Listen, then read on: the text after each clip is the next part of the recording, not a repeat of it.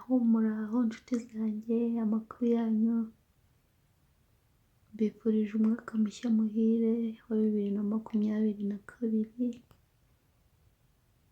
Imana izabe nyambere muri byose kandi izabarinde, izabaha umugisha.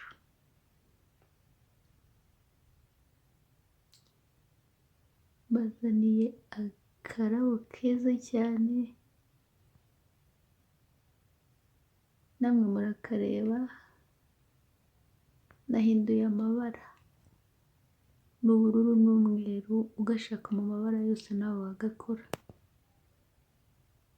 cyangwa se ukagakoresha, byose birashoboka. Murebe neza mwihere ijisho, ni keza cyane, karakeye, murakoze.